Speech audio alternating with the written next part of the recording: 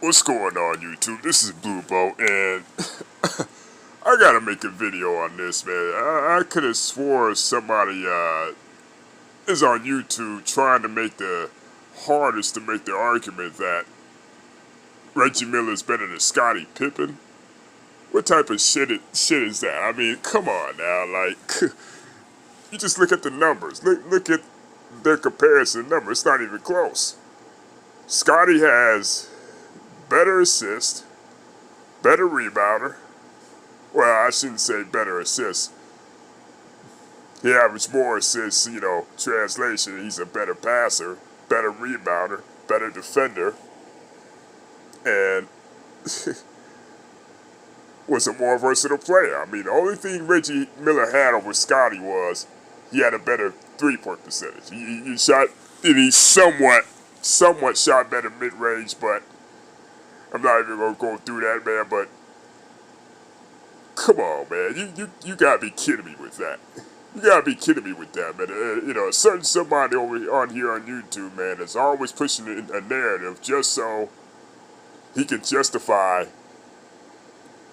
I don't know what it is. I guess he can justify, a certain era is better than this era because these players are better than this X amount of players. Like, come on, man. Like, anybody who don't even watch basketball, man, should know that Reggie Miller is not even on Scottie's level, you know? Like, come on, man. Come on, man. You can't be serious with this bullshit. Come on. Like, even Reggie Miller's best year, I don't even think it's up there with Scottie's. And when you really think about it, he was probably the third or fourth best shooting guard in the league. I mean, let's take Jordan out of the picture for a moment. Clyde Drexler. You think you take Reggie Miller over Clyde Drexler? Even a guy like Mitch Richmond. I mean, he didn't have that much success as far as going to having a deep playoff run, but his numbers are almost comparable to the point where you put Mitch Richmond on those Pacers teams, and it might be the same result. He might be going to the Eastern Conference Finals like 5 times, out of 7 years, because there was a point in time where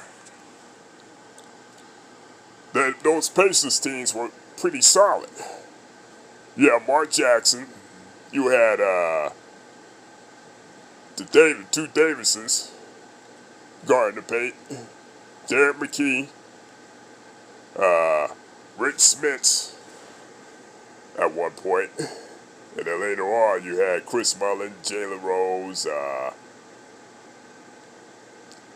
was Sam Perkins on that Pacers team that went to the finals? I'm not sure, but yeah. You see, Reggie Miller had a solid team around him, okay? He had a solid team around him. And don't forget, like in his waning years, he was, he had Jermaine O'Neal, he had a young Ron Artest, Steven Jackson, Jamal Tinsley. That was a good young and up-and-coming team where if it wasn't for the malice in the palace, they could have made a couple runs in the mid-2000s. So, you got to think. Scottie carried, people want to say, oh, he played with Mike, he played with MJ, he played with Jordan, right? But you got to think. He was putting up all-star, superstar numbers even before Jordan retired. So, all this notion that, Pippen wouldn't have been anything without Jordan, this narrative that goes around that saying Jordan made Pippen, I don't believe in that. I don't believe in that. Years went on, he got better, he gradually got better, and his numbers increased. I mean, Were they a product of each other? Can you say that, they were a product of each other? Sure. But this narrative, BS bullshit narrative where they're saying Jordan made Pippen, I don't believe in that. Pippen was going to be a great player regardless of where he went. There's a reason he was drafted high, okay? People saw the potential in this dude, They saw the potential, you know? Sort of like, when you think about it, sort of like Kobe. Kobe was pretty green coming out, and he was drafted not even in the top 10, but they saw the potential there. They saw the potential there. Same with Pippen. They saw the potential in Pippen. Why do you think the Seattle Supersonics traded him the number, they drafted him so high? And he was drafted high in that 87 draft, too.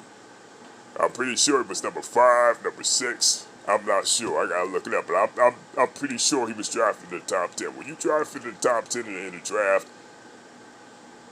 ain't no way you a scrub. I'm sorry. You drafted top 10, even top 15 in the draft. You got star potential.